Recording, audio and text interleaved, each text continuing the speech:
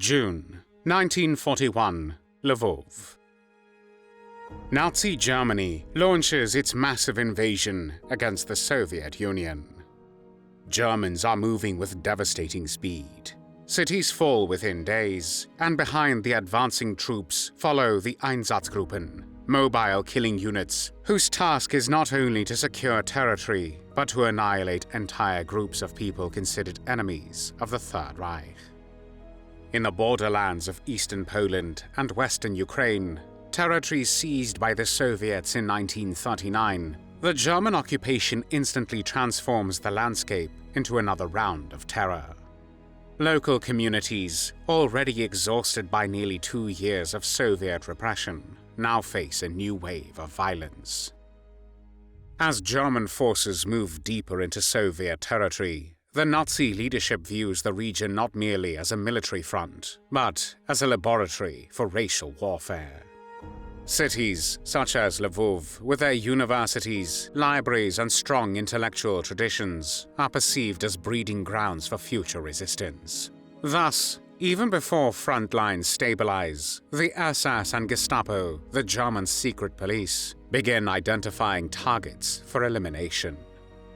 Among those marked are professors of Lwów, scholars, doctors, mathematicians, writers, men who embody the intellectual heritage of pre-war Poland and whom the occupiers see as obstacles to their long-term domination. By early July 1941, only days after the German capture of the city, the machinery of extermination is already in motion. Arrests begin at night, and at the end, 27 university professors and lecturers are murdered with their loved ones. However, these atrocities will not remain unpunished, and the perpetrators will pay for their crimes with their own lives. Lwów, today's Ukrainian Lviv, a jewel of pre-war Poland, had once been a city of learning, books, music, and conversation. Before 1939, its population of more than 300,000 included scholars, artists, scientists, and writers. It had 5 universities and academies, among them the Jan Kazimierz University and the Lwów Polytechnic, institutions that had produced some of Poland's brightest minds.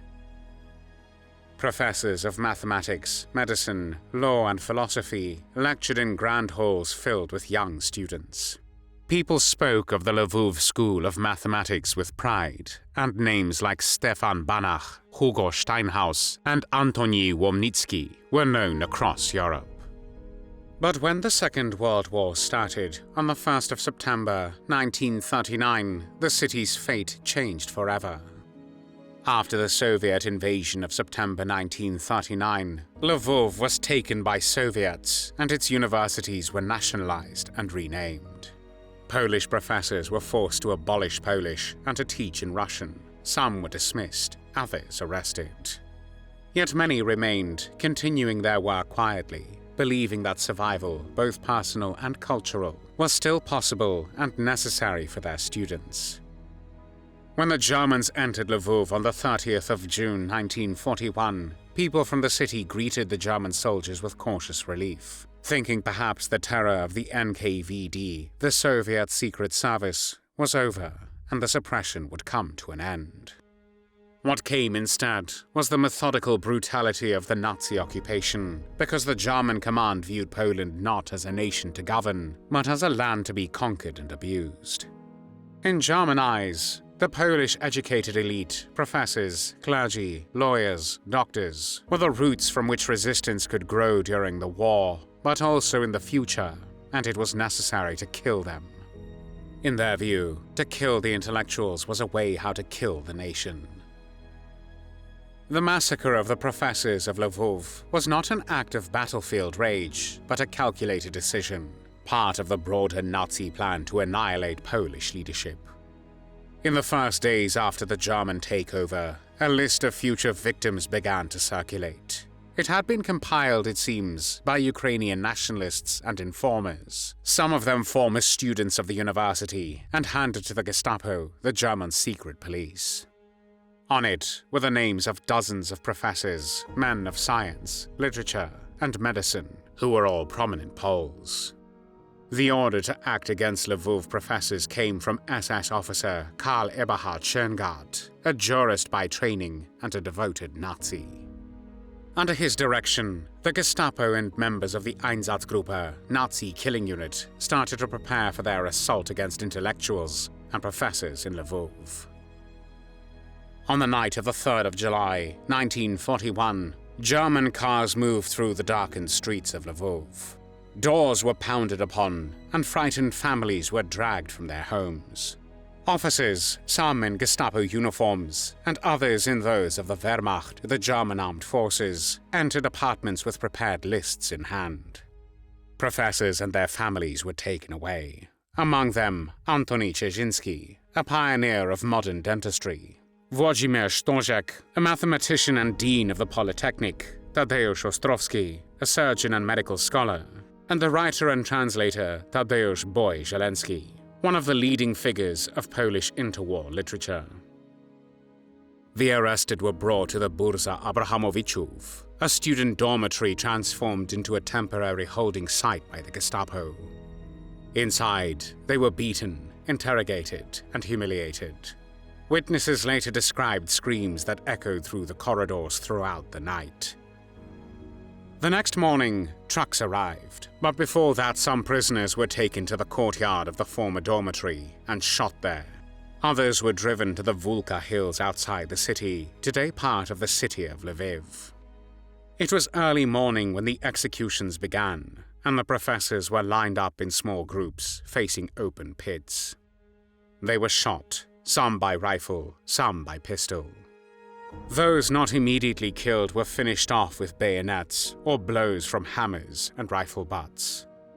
Along with the 25 professors, approximately 25 other people, their wives, sons, and servants, were murdered as well.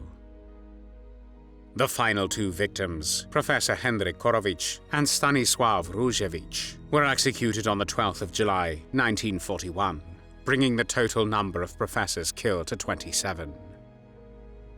With the massacre ended, dozens of the city's most brilliant minds lay dead.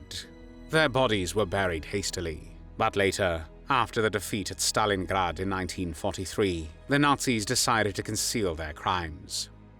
To this end, they formed a special Sonderkommando 1005, which dug up mass graves and burned the bodies of the murdered. What happened to the ashes of the murdered professors and their loved ones is unknown to this day. The killings were meant as a warning and a symbol. Intellectual authority would not be tolerated under Nazi rule. The universities of Lwów, like most of the educational institutions on the former Polish territory, were emptied, their classrooms silent. Many remaining Polish academics fled or went into hiding. Behind the massacre stood Schöngarth and his subordinates, men whose names would later surface again in the grim history of the war. The Gestapo officers Walter Kutschmann, Felix Landau, Hans Krueger, and Kurt Stawicki. They were all involved and would continue in murdering of the civilian population in Eastern Europe. Some of them even recorded their crimes themselves, as they were writing diaries and mentioning mass murder as a normal part of their jobs. Thanks to this evidence, the murderers of the Lwów professors faced justice after the war. The most senior of the perpetrators in the killing of the professors, the SS Brigadeführer Karl Eberhard Schöngarth, who had personally ordered the killings, went on to participate in the machinery of genocide, including the Wannsee Conference in January 1942. After the war, he was captured by the British forces and brought before a military court. Ironically, he did not go before the court because of mass murder of thousands, but for the execution of a captured Allied airman. Despite this fact, his conviction led to his hanging in Hameln prison in Germany on the 16th of May, 1946. His execution was justice for the thousands of lives he had taken during the war. Hans Krueger, one of the leading figures in the terror apparatus in the territory of Eastern Galicia, and one of the murderers of the Lwów Professors, was eventually brought to trial in West Germany in the 1960s. His central role in mass shootings and deportations in the Eastern Europe was laid bare during the proceedings, and he was sentenced to life imprisonment. He spent the remainder of his life behind bars, dying in prison. Felix Landau, whose own diary chillingly recorded daily acts of murder, was also eventually forced to answer for his crimes. After years of living freely in Austria, his past caught up with him in the 1960s. He was tried in 1968, convicted, and sentenced to life imprisonment. He was freed after 18 years and died 2 years later in 1988. Walter Kutschmann, another Gestapo officer, was arrested in Buenos Aires in Argentina in 1985, but died of a heart attack in hospital the following year, before he could be extradited to West Germany. His wife was reported to the authorities for animal abuse, specifically for euthanizing homeless dogs in gas chambers. For years, the story of the murdered scholars remained buried. After the war, Lwów became part of the Soviet Union. Poles were expelled, and any memory of German crimes against them was suppressed. Only after the Soviet Union collapsed did the truth re-emerge. Polish and Ukrainian historians reconstructed the victims' final hours, and in 2011, a monument was unveiled in Lviv. It stands quietly in the city they once served, engraved with their names, preserving the memory of brilliance stolen by violence. Thanks for watching the World History channel. Be sure to like and subscribe, and click the bell notification icon so you don't miss our next episodes. We thank you, and we'll see you next time on the channel.